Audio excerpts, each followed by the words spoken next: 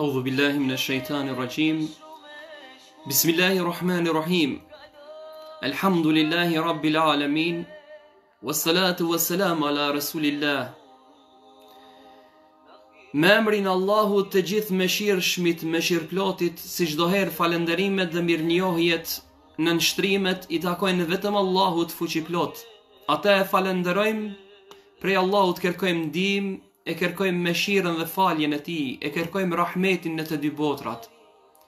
Salatet dhe selamet qofshin mbi krijesën më të dashur, mbi Muhammedin sallallahu alaihi wasallam, familjen e tij, të pastërt, shokët e tij besnik dhe mbi mbar ummetin Muhammed në përgjithësi.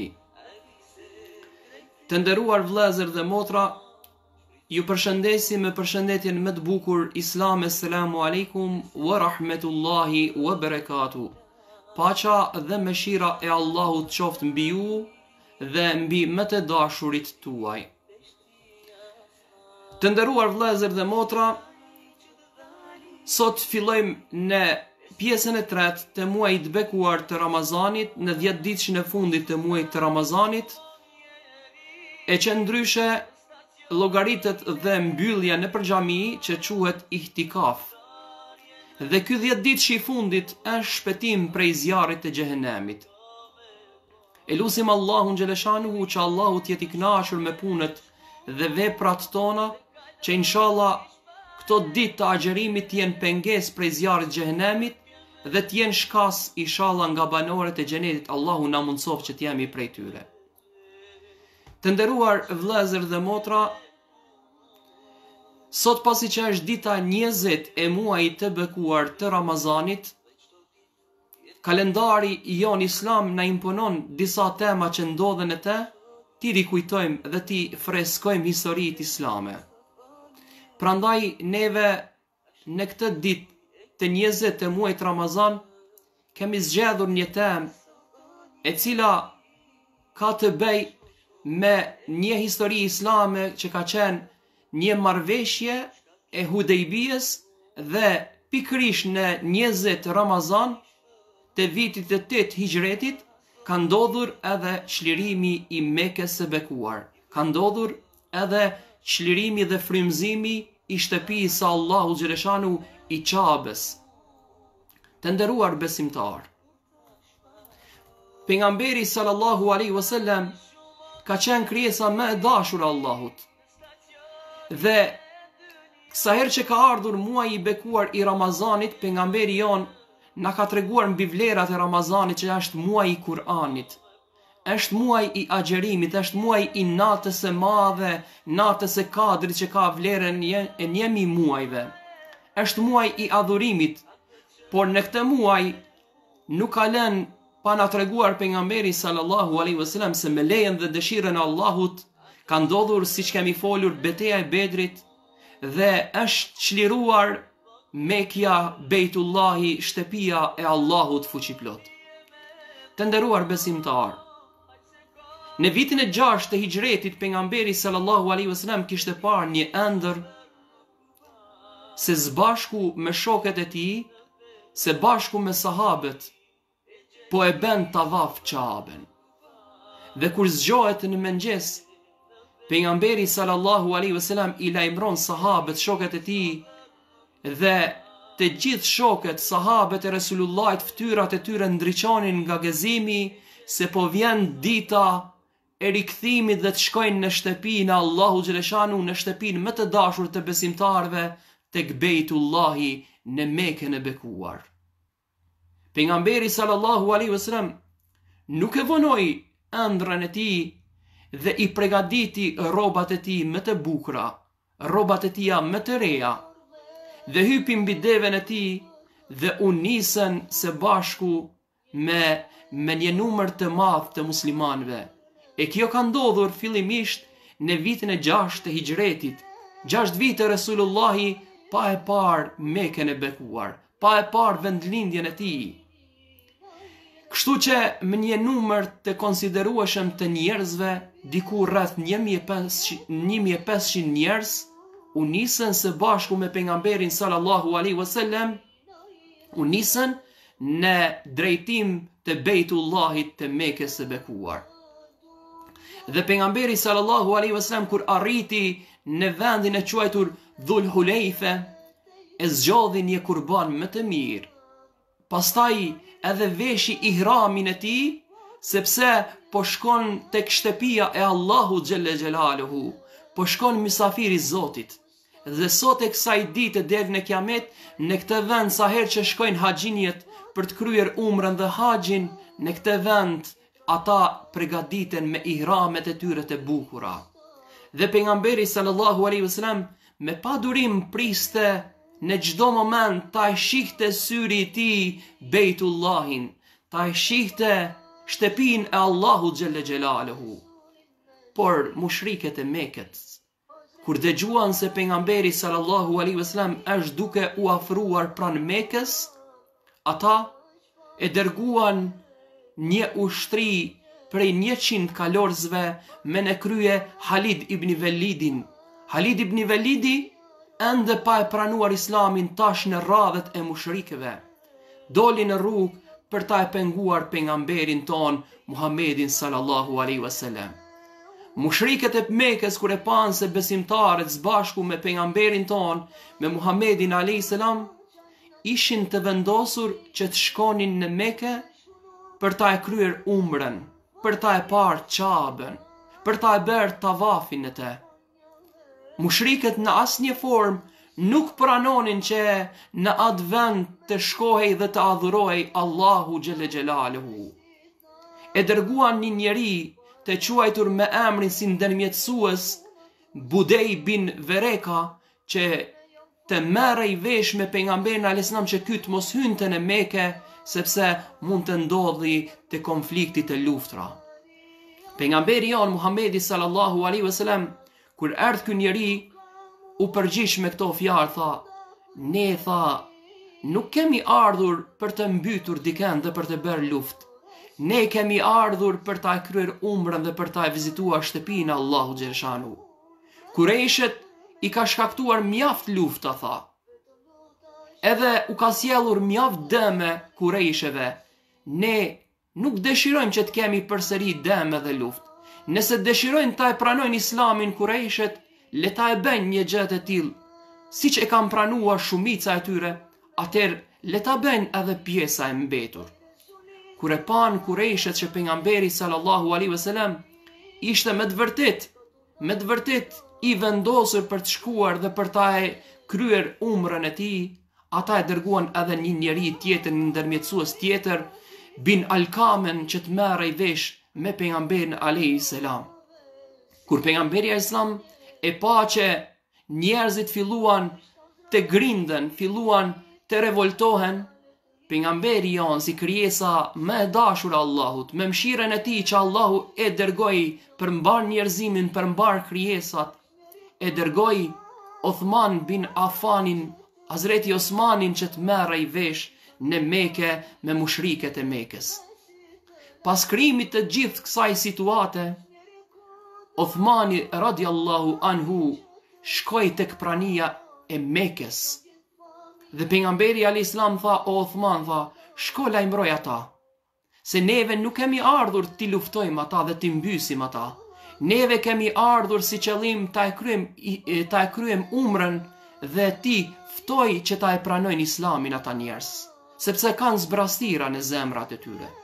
Hazreti Uthmani kur shkoi në Mekën e bekuar, kur u afrua pranë Qabës, mushriket e Mekës i than: "O Uthman, tha, je i lirë, mund ta e kryesh umrën, tavafin rreth Qabës." Hazreti Osmani tha: "Nuk e bëj një gjë të tillë pa e bërë Muhamedi sallallahu alaihi wasallam. Unë nuk dua ta e kryej umrën dhe tavafin para se ta e bëj një gjë të tillë Muhamedi sallallahu alaihi wasallam." Kështu kanë qenë muslimanët. Çdo gjë që thot pejgamberi alayhis salam nuk je besimtar i sinqert në qoftë se nuk ja dëshiron vllaut të tënd atë që e dëshiron për veti. Nuk do të thot dynjaja që ti don të gjitha të mirat në dynjë vetëm për veten tënde e ta shohësh vllaun tënd duke vuajtur dhe duke hekur. Por Hazreti Uthmani tha: "Nuk e bën një veprim pa e kryer vet pejgamberi sallallahu alaihi wasallam që është përmalluar me vitet e tëra që nuk e ka parë Bejtullahin, shtëpinë e Zotit Gjelle Gjelaluhu. Dhe filloi të bëjë marrëveshje, të komunikoj dhe të gjejnë zgjidhje me parin e Mekës me kurejshet pa besimtarët. U vënua Hazreti Othmani. Muslimanët u brengosen mos ndoshta i ka ndodhur ndonjë e keqe nga mushriket e Mekës. Pejgamberi sallallahu alaihi wasallam u afrua pranë sahabëve shokëve të tij, tha në qoftë se e ka gjetur ndonjë gjë Othmanin, ta e din se këtë gjë do ta e paguajnë shumë shtrejt mushriket e Mekës. Dhe për këtë, kur Allahu i madhërishem e pa sinceritetin, kur e pa bashkimin, kur e pa besnikrin, kur e pa takvallekin dhe devotshmërinë e këtyre muslimanëve, Allahu i madhërishem në surën Feth, në ajetin 18 urdhëron dhe thot: Allahu është i kënaqur me besimtarët, të cilët janë zotuar në besnikrin në lis. Allahu është i kënaqur që ata që ja dhanë besën pejgamberit alayhis salam se nuk do ta lënë veten dhe do të nxjerrin hak për Othmanin radiallahu anhu. Kur kurejshet e kuptuan seriozitetin që kishin muslimanët, kur e pan vendosshmërinë se ata me të vërtet synonin që të shkonin dhe ta e bëjnë tavafin rreth Qabës dhe ta e kryen umrën, ata me pas kërkuan që të bëhej një marrëveshje ndërmjet mushrikëve të Mekës dhe pejgamberit dhe muslimanëve në përgjithësi.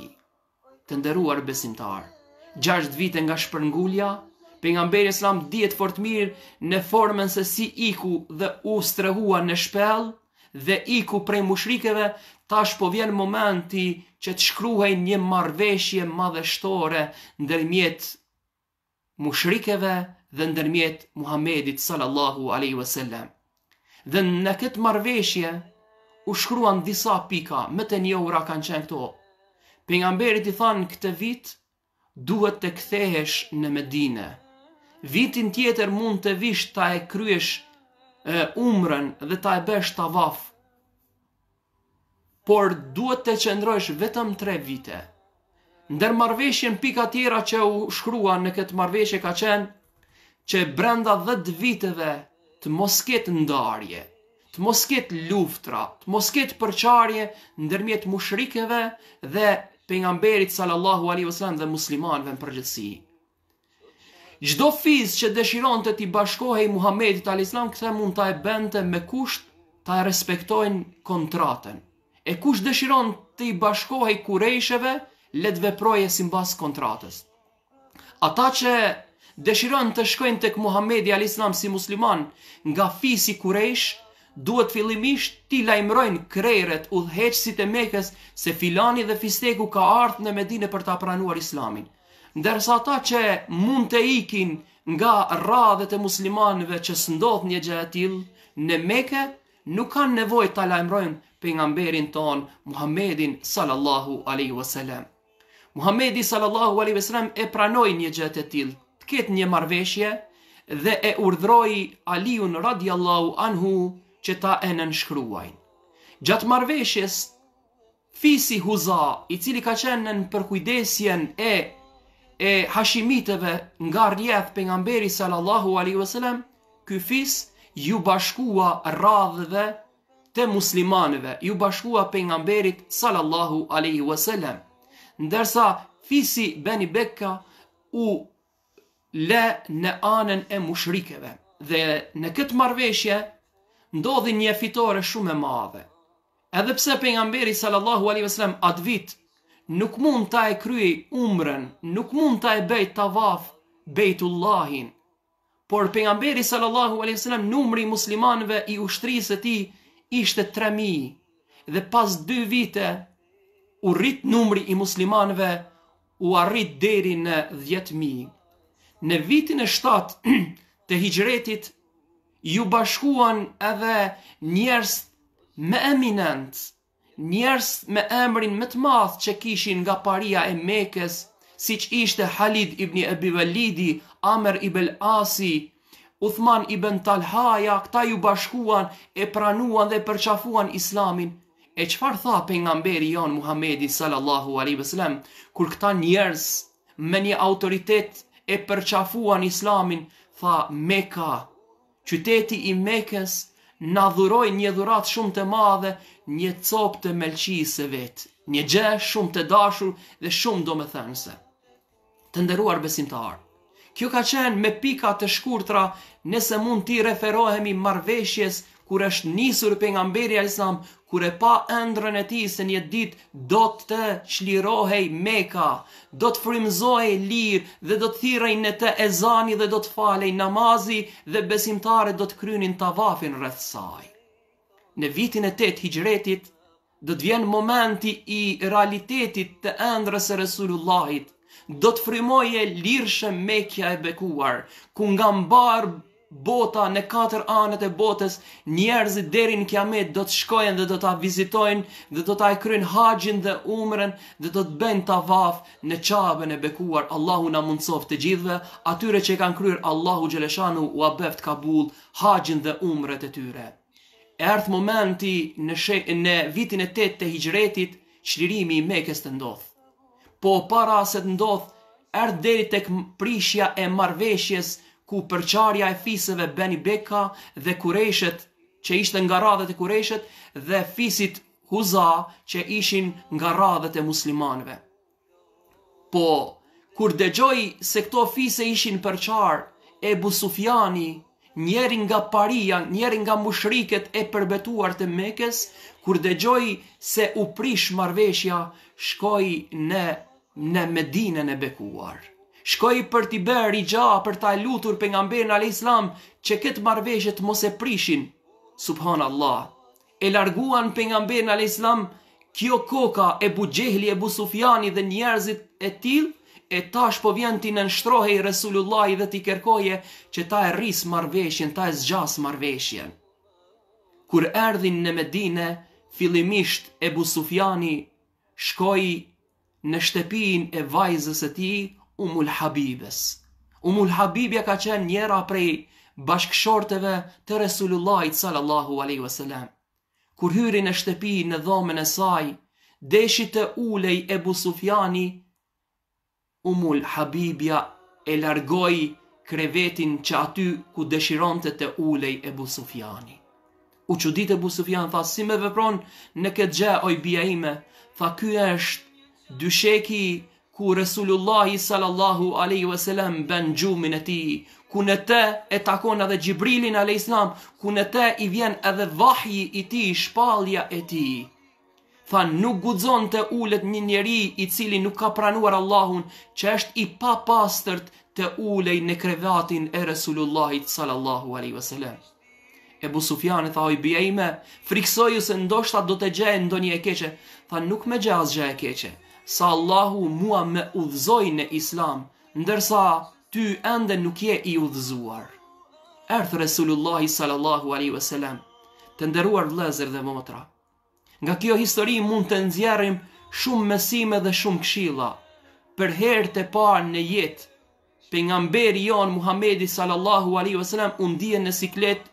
Për herë të parë në jetë, kur ka ndodhur që nuk i ka folur njeriu të vetëm, ky ka qenë Ebu Sufjani. Ju drejtua Ebu Sufjani, e përshëndeti pejgamberin, i ja tregoi arsyet e ardhjes. Pejgamberi jon Muhamedi sallallahu alaihi wasallam nuk foli as një fjalë të vetme. Kjo jep me kuptue me hidhrimin që kishte Resulullahi ndaj Ebu Sufjanit dhe ndaj mushrikeve që e nxorën me dhunë nga Bejtullahi, nga shtëpia e Zotit, nga shtëpia e Resulullahit dhe e maltretuan deri në atë mas sa që pejgamberi e luti Allahun xhaleshanu për mëshirë. Ebu Sufjani kur e pa që nuk mund të gjej një përgjigje nga goja e Resulullahit, vazhdoi dhe shkoi tek Ebu Bekri. Përsëri Ebu Bekri nuk i foli gjë. Shkoi te Omeri. Omeri dihet për karakterin e tij, për trimrinë e tij, tha, vallahi, tha, në qoftë se do të m'jepej mundësia leja nga Muhamedi alayhis salam, edhe me një gjë shumë të imt juve do t'ju sulmoj. Shkoi te Hazreti Aliu, ku në të ishte edhe bia e Resulullahit Fatimia, dhe kërkoi prej tyre që të ndërmjetësojnë te pejgamberi alayhis salam që me mundësi që ta zgjate marrëveshjen. por edhe këta nuk pranuan një gjë të tillë. U largua Ebu Sufjani nga Medina e pa që muslimanet ishin të vendosur, ishin besnik ndaj njëri tjetrit dhe e kishin synim ta e çlirojnë Mekën dhe të shkojnë dhe të luten në Bejtullah, në shtëpinë e Allahut, në Çabën e bekuar. Kur u largua Ebu Sufjani, në mesin e njerëzimit si çdo herë që ka munafika, që ka dyftyrsha, që ka dëshirë njerëz të këqij që kenë përçarë ndërmjet njerëzve, edhe në kohën e Resulullahit ka patur njerëz të tillë. E në mesin e këtyre njerëzve ka qenë një njeri i quajtur me emrin Hatib ibn Beltiu. Ky ka qenë njeri nga sahabët. Ky e shkruan një letër dhe e jep një gruaje e quajtur me emrin Kend, kjo grua që e vrau Hamzën, axhen e Muhamedit sallallahu alaihi wasallam. Ajo e vendosi në bistekun e saj, në gërshetat e saj, letrën që ja dha ky, që të shkojë t'i njoftoje parin e Mekës, mushriket e Mekës se muslimanet po pregaditen me një ushtri të madhe që të vinë në drejtim të Çabës, në drejtim të Mekës që ta çlirojnë Mekën. Pejgamberit sallallahu alaihi wasallam asgjë nuk mund t'i ikte. Harruan këta njerëz se pejgamberi alayhis salam e ka Allahun, e ka Xhibrilin që e njofton për çdo gjë. Dhe Xhibrili alayhis salam e njoftoi Resulullahin, tha filan gruaja në bistekun e saj e ka vendosur letrën që të shkojë dhe t'i njoftojë mushriket për përgatitjen që ju po bëni. Pejgamberi sallallahu alaihi wasallam e urdhroi Aliun radiallahu anhu, thuhet edhe Zubeirin, që të shkojnë dhe ta e pengojnë këtë grua. Kur shkuan e takuan këtë grua dhe i than atë kurthin që po e bën ndaj Muhamedit alayhis salam dhe muslimanëve, mos shko dhe dërgoje letrën që ta ka dhënë. Tha vallai nuk kam letër, sepse besnikëria e këtyre njerëzve ishte se kur e marrin fjalën të mos e japin fjalën. Tha na ka mësuar dhe na ka treguar pejgamberi jon Muhamedi alayhis salam se ai që e thot çdo herë të vërtetën.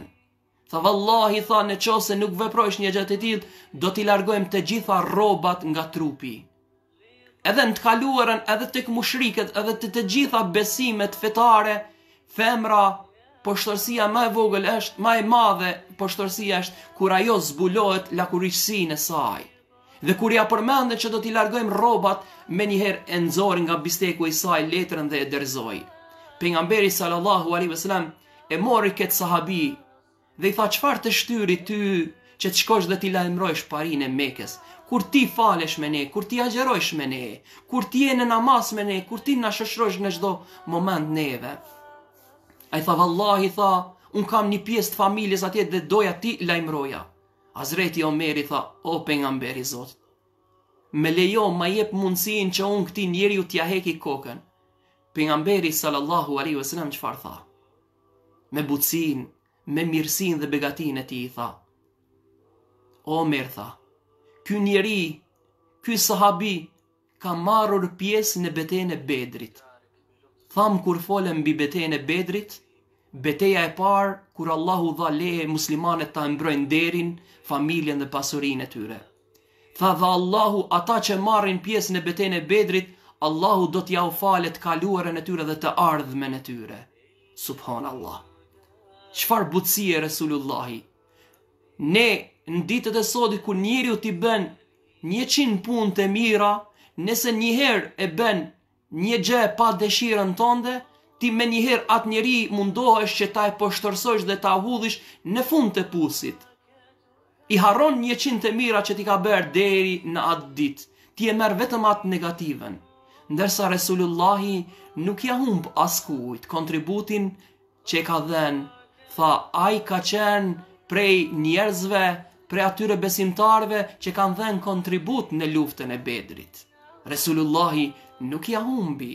Kështu duhet jetë besimtari, nëse ndonjëherë hidhrohesh me dikën, të marrish mesim nga Resulullahi, të mos ja humbish gjithmonë të kaluarat, por të marrish mesim, t'ja shikosh se çfarë kontribut ka patur deri në ditët e sodit. Nëse sot e ka bërë një gjuna, një gabim, falja, sepse e mira ka qenë shumë e madhe e saj. E kështu ka qenë pejgamberi sallallahu alaihi wasallam. Dhe kur pejgamberi alayhis salam vazhduan me ushtrinë, u nisën për të shkuar në Mekë, me një ushtri 10.000 ushtar, pejgamberi islam i mësoi se kush duhet jetë komandant toksor, kush duhet të hije nga pjesa mbrapa e Qabes, i vendosi në mënyrë më të mirë të mundshme. Gjatë rrugës ishte 20 i muajit Ramazan, 10.000 ushtar, të gjithë këta ishin të agjerueshëm. Këtu do të marrim një mësim ne si musliman. Kur i kërkuan Resulullahit pranishmi, thanë ja Resulullah, jemi lodhur, ka mundësi që agjerimin ton ta e prishim? Pejgamberi alayhis salam nuk ju tha po ose jo. Fillimisht mori vet ujin dhe para të gjithë njerëzve që ishin pranishëm aty, filloi që të pije ujë Resulullahi sallallahu alaihi wasallam. Kur e pa të pranishmit që pejgamberi filloi të pi dhe të haj, të gjithë vazhduan në përjashtim të një numri të vogël të njerëzve. Kur i pan këta njerëz të cilët nuk po i prishin agjerimin, shkuan dhe i than, ja Resulullah, pse këta tha nuk po e prishin agjerimin e tyre? Pejgamberi alayhis salam tha, këta janë gjunaqarët më të mëdhej. Këta tha janë mëkatarët më të mëdhej. Këta po shtiren para njerëzve ku se janë duke agjeruar, e në realitet agjerimi i tyre s'ka vlerë. Siç ndodh në ditët e sodit kur njerëzit rreshtohen nëpër xhami, por ndoshta namazi i tyre është i pavlerë. Siç njerëzit fshihen para të tjerëve që nuk agjerojnë, e para Zotit nuk e kanë gajle dhe derte të bëjnë harame. A pejgamberi islam ja u tha në sy, tha këta janë gjunaqarët më të mëdhej. Të nderuar vëllezër dhe motra, sa herë që islamin duhet ta mësojmë, nuk mjafton që neve vetëm ta lexojmë Kur'anin dhe hadithet e Resulullahit, se sot ndodhen nëpër kompjutera, nëpër telefona, nëpër libra të ndryshme. Islamin ta mësosh dhe ta studiosh, do të thotë të dish kohën, mënyrën dhe shkakun e zbritjes së Kur'anit dhe thënies së Muhamedit sallallahu alaihi wasallam. Ti mund të jesh hafez i Kur'anit, por nuk do të thotë që mund ta shpjegosh Islamin. Prandaj prioritetet në fenë islame duhet t'i ndajmë dhe t'i dim rrethana dhe ta e shohim momentin dhe pozitën se kur duhet ta e themi fjalën a kemi të drejtë apo jo. Duhet ta zgjas pak, pasi që është një temë që me një ligjërat nuk mund të përfundoje. A pejgamberi sam i radhiti prioritetet. Në kohën e Muhamedit alayhis salam ishte më e vlefshme të çlirohej Qabja se sa një ditë të agjerohej Ramazani. Më e vlefshme ishte në ato momente që muslimanët të arrinin qëllimin t'i thejnë, t'i largojnë idhujt rreth Qabes, se sa një ditë të agjerojnë, nga se agjerimin e tyre mund ta e zaventojnë, ndërsa shlirimin e Qabes është vetëm me lejen dhe caktimin e Allahut kur do të ndodhë. Prandaj të nderuar besimtar, të marrim një këshill pozitive ne si musliman, si besimtar, të mos bëhemi me hosh se hoxha dhe të japim mesim, por t'i shohim prioritetet cilat kanë ma shumë përparësi për kohën që jetojmë, për momentin dhe për njerëzit të cilët na shoqërojnë, atëherë ta e gjejmë mënyrën dhe fetvan më të përshtatshme për ata njerëz. Kështu veproi pejgamberi alayhis salam, të dyja të fars, edhe luftra edhe agjerimi, për pejgamberi i dha prioritet që të arrijnë çlirimin e Mekës. Dhe kështu hynë muslimanet në Mekë. Pejgamberi sallallahu alaihi wasallam nuk bëri gjakderdhjen, përjashtim të një grupi të vogël të njerëzve të cilët dëshironin të bënin rezistencë, ta e pengonin Muhamedit sallallahu alaihi wasallam. Kur hyri pejgamberi sallallahu alaihi wasallam në Mekë, filloi dhe shkoi tek Hajarul Aswad, te guri i zi, dhe filloi ta e bëj tavaf, dhe hyri në brendin e Qabes, fali namaz dhe e falenderoi Allahun xhelle xhelaluhu. Kur dolin nga Qabja, disa prej mushrikëve që ishin prezent aty e panë Resulullahin, thuhet se kanë qenë 360 idhuj, në thonjë zotra që u kanë besuar fiset dhe popull që kanë jetuar në atë shoqëri të Mekës. Pejgamberi alayhis salam filloi që t'i shkatroje këta idhuj. Dhe kur i shkatroi pejgamberi sallallahu alaihi wasallam, tha, tani erdhi e vërteta dhe u zhduk e pa vërteta, u zhduk gënjeshtra. Edhe surja që neve shpeshherë e lexojmë në namazet tona është surja Idha jaa nasrullahi wal fath, kur u erdhi ndihma Allahut dhe shlirimit. dhe i shpajnë njerëzit që hynin në islam e përqafonin islamin, thot Allahu turma, grupe, në fenë Allahu xhaleshanuhu, ti pra lartësoje, po thot Allahu Zotin tënd, duke falenderuar dhe kërkon nga ai falje, ai vërtet Allahu pranon shumë pendimet dhe është mëshirues i madh. Pikrisht zbriti kjo shprehja idha jaa nasrullahi wal fath. Wa ra'aita an-nas yadkhuluna fi dinillahi waja, po i shen njerëz që po përqafojnë islamin grupe. Dhe kështu nga paria njerëzve kur pejgamberi i shkatroi idhujt, fillojnë ta e përqafojnë islamin. Filloi kur parisë e Mekës ju drejtua pejgamberi islam, tha o popull Kurejsh, tha Allahu ju ka shliruar nga kryelartësia, nga errësira. Allahu ju ka larguar juve prej ignorancës dhe idhujtarisë. Prandaj pranone islamin se të gjithë jemi prej një babë dhe një nene, nga Ademi dhe Hava. Të gjithë kemi një njeri, dhe paria e Mekës e pranuan islamin, një numër shumë i madh i tyre e pranoi islamin, dhe kështu në mesin e këtyre njerëzve që vlen të theksohet, e pranoi islamin edhe Ebu Sufjani. Jo ndoshta edhe shumë nga dëshira, po kur e pa që fuqia e madhe e Resulullahit dhe e ushtrisë e tij, edhe ky e pranoi islamin. Por pejgamberi jon me butësinë, mençurinë e tij çfarë tha? Tha kush ndodhet në Mekë, në Bejtullah, kush ndodhet në shtëpitë e tyre që nuk na lufton, edhe kush ndodhet në shtëpinë e Ebu Sufjanit, janë të mbrojtur. Çfarë mrekullie, çfarë krijese, çfarë njeri me kaq dashuri, edhe pse ky e nxorri nga Meka Resulullahin, erdita ta e pranoi islamin, ky njeri Ebu Sufjani ka patur një autoritet shumë të madh nga paria e muslimanëve në Mekë, nuk e uli Resulullahi, qysh këta e poshtruan pejgamberin sallallahu alaihi wasallam. Por autoritetin e tij pejgamberi e tregoi edhe para të pranishmive në Mekë, tha kush ndodhet edhe në shtëpinë e Ebu Sufjanit, është i ruajtur dhe është i mbrojtur. Të nderuar besimtarët, flitet mbi çlirimin e Mekës, është një gjë shumë madhështore dhe shumë e madhe, do të na duhen ligjërata e ditë dhe orë të tëra. Kur pejgamberi selam i largoi idhujt, kur njerëzit e pranuan islamin, pejgamberi sallallahu alaihi wasallam e urdhroi Bilalin, o Bilal, tha, na qetëso dhe na kënaq zemrat tona, hyp, tha, në Qabe dhe madhroje dhe thirrë ezanin, subhanallah. Njerëzit, sa herë pejgamberi alislam u falte në vetmi në Qabe, i hudhnin mbeturina dhe coftina të ndryshme në kokën e tij, erdh momenti që Mekasit ta shohin Resulullahin duke u falur me një numër shumë të madh të besimtarve, ku një njeri me ngjyrë të zezë hypi në Qabe dhe po e madhron dhe po e thirr ezanin dhe po e qetëson zemrën e muslimanëve dhe të pejgamberit sallallahu alaihi wasallam. A e kanë ditur besimtarë një gjë të tillë? Çdo gjë të nderuar vëllezër dhe motra ndodh vetëm me caktimin dhe lejen e Allahut xhaleshanuhu. E këtë Kur'an, këtë Islam, këto xhamit tona të bukura me ne apo pa ne, në to do të thirret emri Allah, do të thirret emri Muhammedit sallallahu alaihi wasallam.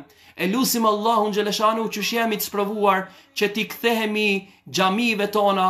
Inshallah Allahu na mundson që ta e bëjmë tavafin, e lusim Allahun ta e kryjm haxhin e Bejtullah dhe e lusim Allahun xhaleshanuhu që t'i dim vlerën e këtyre njerëzve që kanë dhënë djersën e tyre, kanë dhënë jetën e tyre, kanë dhënë pasurinë e tyre vetëm për ta e trashëguar këtë fe që neve sot e gëzojmë. E lusim të madhin Zot që Allahu ata t'i ketë shpërblyer me shpërblimet e tija me banorët e xhenetit. E lusim Allahun xhaleshanuhu që Zoti të jetë i kënaqur me ne, t'i respektojmë dhe t'i nderojmë dhe ta ndjekim rrugën e Allahut dhe rrugën e Muhamedit sallallahu alaihi wasallam. Allahu na bëf për atyre njerëzve që vërtet i kemi frikë respekt Allahun xhaleshanuhu. Allahu ju shpërbleth për durimin që patë që dëgjuat. Deri në programe tjera qofshin në mbrojtjen dhe në mëshirën e Allahut fuqiplot. Assalamu alaikum wa rahmetullahi wa barakatuh.